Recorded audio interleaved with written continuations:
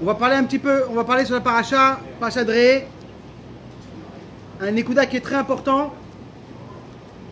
On sait qu'il y a beaucoup de mitzvot, mais une des mitzvot qu'on parle cette semaine, Fashgar Pratit, c'est avant Rosh Chodesh Elul, c'est la mitzvah de Tzaka. Il y avait une fois le Rav de Thaïlande, il revenait d'Israël, et à l'époque il n'y avait pas de cache-route en Thaïlande. Chaque fois qu'il revenait d'Israël, il venait avec des kilos.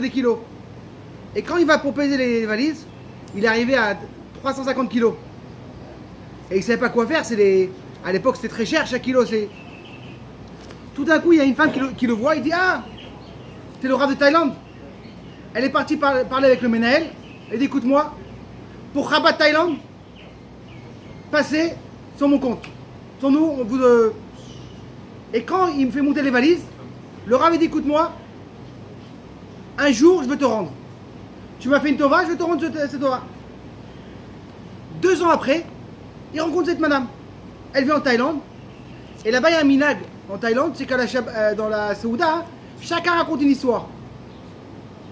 Ça s'appelle Onek Shabbat. Et elle raconte, sa première fois qu'elle est en Thaïlande, elle était pendant 3 semaines. Et à l'époque, on avait des films, des photos avec des anciens appareils photo, des pellicules. Et elle raconte que elle a fait tout le tour et tout ça. Elle avait 9 films, elle a tous perdu. Et elle a passé de très bonnes vacances, mais comme tous on sait, sans photo, c'est pas la même chose. Le Rav a dit: écoute-moi, viens après Shabbat, viens à mon bureau. Après Shabbat, le Rav lui rend le sac. Il dit: on a trouvé son sac. C'est pas possible. Comment on a trouvé un sac en métal? Il lui dit: voilà. Quand tu as battu le sac, dans le sac, il y avait des feuilles écrites en hébreu. Il y a un chauffeur qui a trouvé ça. Il a dit un truc en hébreu, ça tient au Bet Rabad. Il est venu au Bet Rabad, un autre Bet Rabad, de l'autre côté du pays. Et le Bet Rabad, il m'a envoyé ici, bon, je m'en ai trouvé. On va parler un petit peu du sujet qui est très manienne de notre paracha. Quand on va voir la fin de la paracha, elle nous parle beaucoup du nien de quoi? De Tzaka. Et il y a écrit 2 fois la Tzaka. Et on va voir qu'en vérité, il y a 2 façons de Tzaka. Il y a écrit comme ça: si une personne va faire une Saouda à la maison, et tu vas inviter les gens à la maison, la mitzvah, elle est de quoi? D'inviter des almanas, des guerres, des gens qui sont tout seuls. Et la Torah te dit là-bas, la chaîne de quoi? De itnadev, d'être gentil. La gentillesse. Tu vas être gentil, tu vas inviter des gens. La sauf de la paracha, le dernier pasouk, Yudzaïn, qu'est-ce qu'il dit la Torah? Ish kematnat yado ki bira l'Hashem lekara shadala. Ça veut dire qu'en vérité, on voit 2 leshonotes. Une fois, on voit le lachon de quoi? Tu es un mitnadev. Et une fois, on voit le lachon de quoi? De matana. C'est quoi la différence entre un mitnadev, itnadvout, gentillesse, et un matana? Un matana, c'est en vérité, c'est comme tu es obligé. Tu viens à un mariage, tu as passé une belle soirée, tu ne pourras pas partir sans donner un cadeau. C'est comme une obligation. Ton fils est bien comporté, tu lui donnes. Quand tu es mitnadev, tu veux pas, tu es pas rendu. Et là, on voit qu'en vérité, il y a 2 sortes. La première sorte, elle est quoi? La Torah te dit itnadvout. Deuxième sorte, matana. Non, mais c'est pas la même chose. Si je suis une personne gentille, c'est bien dit. Si je suis matana, c'est une obligation. Alors, il faut expliquer ça. Deuxième chose, on sait qu'il y a un klal qui dit: quand une personne lui donne le maaser, il peut même demander à Hachem: je donne le maaser, mais aide-moi pour une bonne iska. Comme la Torah te dit, maaser, t'as aser. Pourquoi la Torah te dit 2 fois? C'est quand tu donnes le maaser, tu vas devenir une richesse. Quel rapport entre la zaka et la richesse? Pourquoi pas une autre mitzvah? Pourquoi pas un Shabbat? Pourquoi pas quand une personne fait un Shabbat?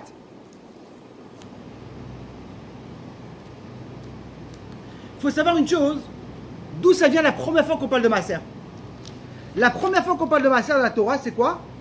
C'est Abraham Avinu. C'est quoi l'histoire d'Abraham Avinu? Abraham Avinu nous raconte comment il est parti à la guerre. Et quand il est parti à la guerre, il a récupéré beaucoup de quoi de bien. Et là, il a rencontré dans la route, il a rencontré les Malchet Tzedek. C'est les Kohanim. Et qu'est-ce que la Torah dit là-bas? Qui leur a donné le Maaser. C'est la première fois qu'on a la Torah donné le Maaser, c'est où? Abraham Avinu. C'est quand la deuxième fois? Yaakov. Qu'est-ce qu'il dit Yaakov? Si tu vas me donner revenir à la maison comme il faut, Maaser Taaser. Là-bas, il dit 2 fois le Maaser. Et qu'est-ce que la Torah? Il dit en vérité, il a donné quoi? 20%. Ça veut dire qu'en vérité, le Maaser, la première fois qu'on voit, c'est Abraham Avinu. Deuxième fois, c'est avec Yaakov. La question qui se demande, la tzaka, c'est quoi la tzaka? Est-ce que je suis obligé de donner 10% ou c'est par rapport aux gens qui viennent à la maison? Si je suis un village qui a 10 personnes qui viennent toquer chez moi à la maison, j'ai une boîte et quand les gens viennent, je fais Maaser. Alors la Torah te dit, la vraie mitzvah de Maaser, à la base, c'était quoi? Combien de gens qui viennent te voir, comme ça tu donnes. Si tu as plein de pauvres qui viennent te voir, tu donnes le Maaser. Sinon, tu n'as pas besoin de donner. La mitzvah. Après le Khurban, Chazal, ils ont dit non. Est-ce que c'est le Gavra, c'est les gens qui vont venir ou non? Après, on va dire non. Que le Maaser, tu donnes quoi? Tu donnes tes 10%. La même chose que tu quoi? Quand tu gagnes l'argent, tu mets les 10% et tu donnes. Ça, après ça, c'est. Et il y a une marque dans les poskim. Est-ce que le Maaser aujourd'hui, c'est des Rabbanan ou des Rata? Si des pauvres viennent chez toi à la maison et te demandent, et tu arrives au Maaser, c'est sûr que c'est le Rata. Mais si maintenant, toi tu es venu, tu n'as pas de pauvres dans la ville, tu habites dans un quartier, il n'y a pas de pauvres, tu rencontres personne. Il y a des avis que c'est quoi? C'est des Rabbanan. Et là, on va un petit peu comprendre pourquoi dans la Torah, on va voir une fois qu'écrit quoi? Le lachon de quoi? De Nedava. Moi, je suis une personne gentille, je suis un mitnadev.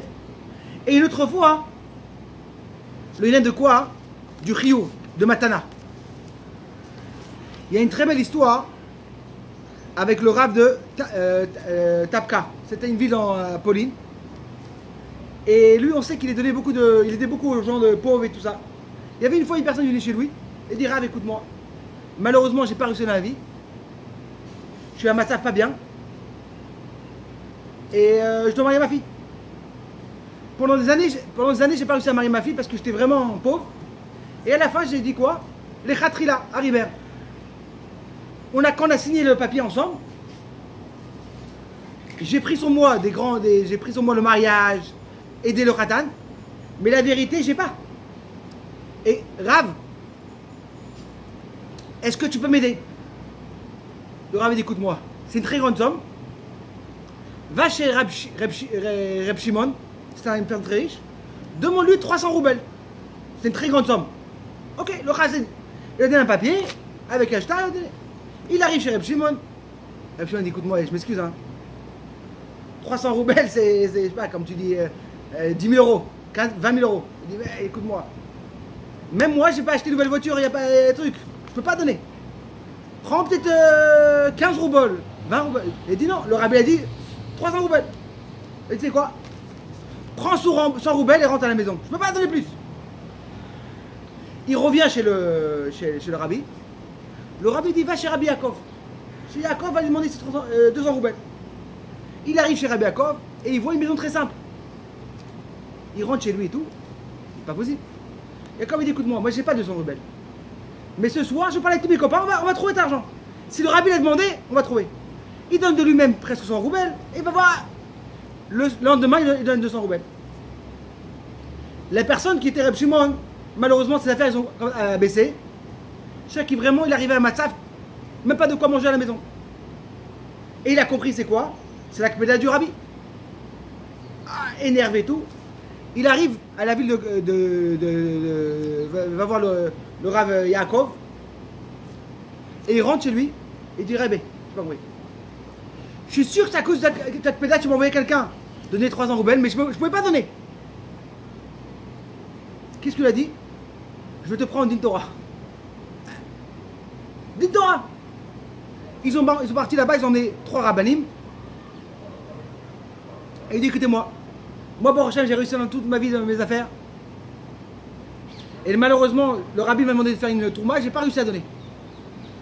Et qu'est-ce qui s'est passé? J'ai tout perdu. Je suis sûr c'est à cause de lui. Le rabbi lui dit écoute-moi. Il lui dit qu'est-ce que tu as à dire? Il dit écoute-moi. Je vais vous raconter une vraie histoire. Quand une personne il est, avant qu'il sorte du monde, la Torah te dit quoi? Chaque enfant lui dit est-ce qu'il va être riche ou va être pauvre? À la base, Dieu il a dit en haut, c'est moi que je vais être le riche, le rab de Pekka. Moi je suis riche. Moi je dis que le bon rouge, je peux pas devenir riche. Je veux pas être riche. Je veux dans l'imout Torah, je veux truc. Mais une chose je te demande. L'argent que je dois recevoir moi, tu vas donner à d'autres personnes. Et quand j'aurai besoin, je pourrai leur demander. Ça va être comme quoi des banquiers. Dieu dit c'est bon. En vérité, toi tu croyais que quoi ta richesse, ça c'est grâce à toi. Dieu dit non. Ta richesse n'est pas grâce à toi en vérité. Tu étais seulement un banquier. Tant que tu étais un bon banquier, et chaque fois que je demandais, tu donnais, c'était bien. Le moment que quand je suis venu, je t'ai demandé et tu n'as pas donné, c'est un mauvais banquier. Or, qu'est-ce que j'ai fait? J'ai fait passer la bracha à une autre personne. Que lui, quand j'ai demandé, il a donné direct. Et lui, c'est un bon banquier.